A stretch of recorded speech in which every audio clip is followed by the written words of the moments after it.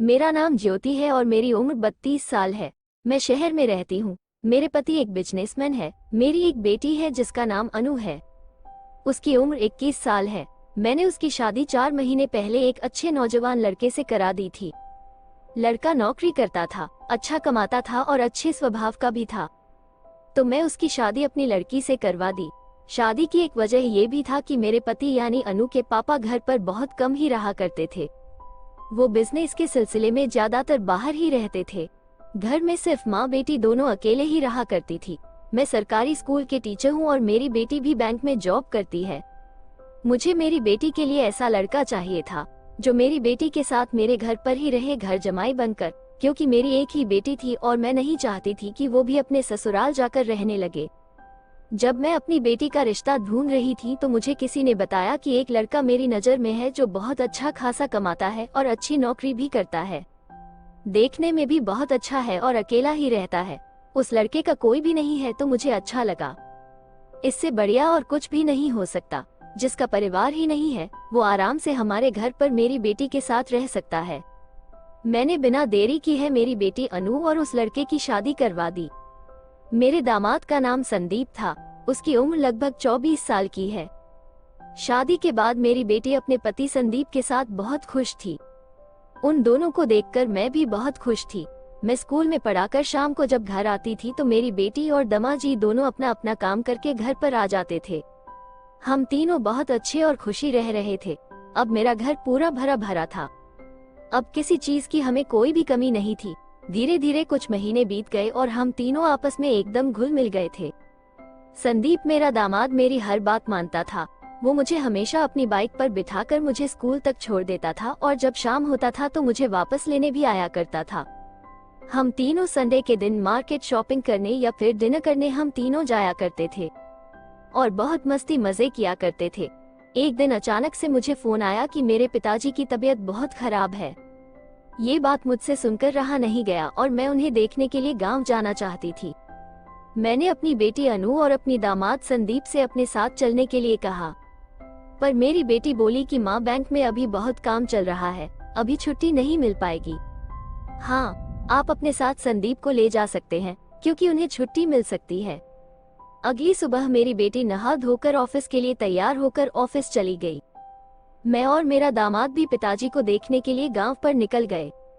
हम दोनों bus station के लिए ऑटो से गए और गांव पर जाने वाली एक ही बस थी। हम लोग बस स्टेशन पर बस का इंतजार कर रहे थे।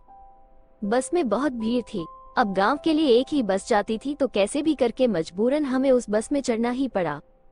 पहले बस में मैं चढ़ी, उसके बाद पीछे से संदीप भी बस में चढ़ गया। वहां पर हम लोगों को सीट नहीं मिली थी, इसलिए हम लोग खड़े खड़े जा रहे थे। थोड़ी देर बाद बस ऐसे ही चलती रही और फिर दूसरे बस स्टॉप पर रुकी तो वहां पर भी ज्यादा लोग बस में चढ़ गए। बस में बहुत ज्यादा भीड़भाड़ हो गई थी, पर कैसे भी करके गांव तो जाना ही था। बस फिर से चल पड़ा। 5 मिनट बाद मुझे लगा कि मेरे पीछे कोई धक्का दे रहा है। मैं पीछे मुड़कर देखी तो वो संदीप था। खैर, काफी दिक्कत का सामना करके हम लोग अपने गांव पहुंच गए। वहां पहुंचने के बाद मैं अपने पिताजी से मिली और अपने भैया भाभी से भी मिली। हम सब मिलकर बहुत देर तक आपस में बातें भी की। फिर अगली सुबह मैं अपने घर के लिए वापस निकल गई। जनवरी का महीना था और ठंड बहुत ज्यादा बढ़ गया था। मैं और संदीप दोनों फिर से उस बस में भीड़भाड़ का सामना करते हुए अपने घर पहुंच गए। जनवरी में बहुत ज्यादा ही ठंड बढ़ गया था, जिसके कारण इस महीने की लास्ट तक स्कूल में छुट्टी हो गई। मेरी बेटी तो हमेशा काम पर जाया करती थी क्योंकि उसकी नौकरी बैंक में थी। वो रोजाना अपने काम पर चली जाती तो घर में मैं और सिर्फ संदीप ही बचते थे। संडे के दिन हम सभी लोग घर पर थे। ठंड बहुत ज्यादा थी इसलिए हम लोग बाहर घूमने नहीं गए और अपने अपने कमरे में ही थे। मैं अपने रूम में बैठी थी कि मुझे कुछ देर बाद प्यास लगी। मैं पानी लेने अपने रूम से बाहर निकली तो मुझे कुछ आवाज सुनाई दी। मैंने देखा कि ये आवाज मेरी बेटी के कमरे से आ रहा है। जब मैं उसके कमरे के पास गई तो मैंने सुना कि मेरे दामाद जी मेरी बेटी से किसी पेपर पर साइन करवाने की कोशिश कर रहे हैं, पर मेरी बेटी ने कहा कि अच्छा अभी रख दो, मैं पढ़कर साइन कर दूंगी। तो संदीप ने कहा कि क्यों, तुम्हें मुझ पर विश्वास नहीं है? तो मेरी बेटी ने बिना पढ़े उस पेपर पर साइन कर दिया। मैं कुछ नहीं बोली और चुपचाप किचन में जाकर एक गिलास पानी पी और फिर से अपने कमरे में जाकर टीवी देखने लगी। अगली सुबह मेरी बेटी काम पर चली गई तो मैं भी नाश्ता करके अपने कमरे में आराम कर रही थी। तभी अचानक मेरी नींद खुली तो मुझे कुछ आवाज सुनाई दी। मैं अपने कमरे से बाहर आई तो मुझे एक लड़की संदीप से बातें करते दिखाई दी। मैंने पूछा ये कौन है, तो मुझसे कहने लगा अनु ऑफिस चली जाती है तो आप बुरे दिन काम करके घर में थक जाती है, इसलिए मैं घर पे ये नौकरानी लेकर आ गया। पर मैंने कहा बेटा इसकी जरूरत नहीं है, मैं तो घर पर बैठे बैठे बोर हो जाऊंगी अगर मैं कुछ करूंगी ही नहीं तो, क्योंकि स्कूल की हुई छुट्टियां चल रही है। तभी संदीप ने कहा जैसा आप कहें, और वो उस लड़की को जाने के लिए कहता है और संदीप उसके हाथों में कुछ कागज पकड़ा उसे वहां से भेजता है। मैं उस लड़की को रोकी और उसे बोली कि दिखाओ ये कैसे कागज है, तो फिर वो लड़की घबरा गई और फिर वो वहां से भागने लगी। मैंने कहा रुको, नहीं तो मैं पुलिस को अभी फोन कर दूंगी। वो डर गई और डर के मारे उसने सारी सच्चाई बता दी। उसने कहा कि मैं संदीप की पत्नी हूँ और आपकी लड़की से संदीप में सिर्फ पैसों के लिए ही शादी की थी और उसने इस घर की प्रॉपर्टी पर आपकी लड़की से साइन करवा ली है। ये घर आपने जब अपनी बेटी के नाम की थी तब से लेकर आज तक संदीप इसके पीछे पड़ा था ताकि वो कैसे भी करके प्रॉपर्टी अपने नाम कर सके।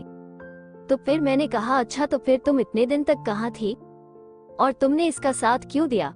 इधर मैं उस लड़की से बातें कर ही रही थी कि संदीप पता नहीं कब भाग गया। मैंने तुरंत पुलिस को कॉल किया लेकिन संदीप नहीं पकड़ा गया और मैंने उस लड़की यानी उसकी पत्नी को 2 दिन तक जेल में भी रखा कि शायद कहीं वो उसको बचाने के लिए आए, लेकिन संदीप उसे बचाने तक नहीं आया। इतना खुदगंज लड़का मैं अपनी जिंदगी में पहली बार देख रही थी। फिर मेरी बेटी ने कहा कि माँ इसमें उस लड़की की कोई गलती नहीं है और गलती जिसकी है वो तो पता नहीं कहाँ भाग गया, तो फिर सजा हम इस लड़की को क्यों दे रहे हैं? मैंने भी सोचा कि हाँ मेरी बेटी सही बोल रही है। फिर हमने उस लड़की को जेल से रिहा करवा दिया।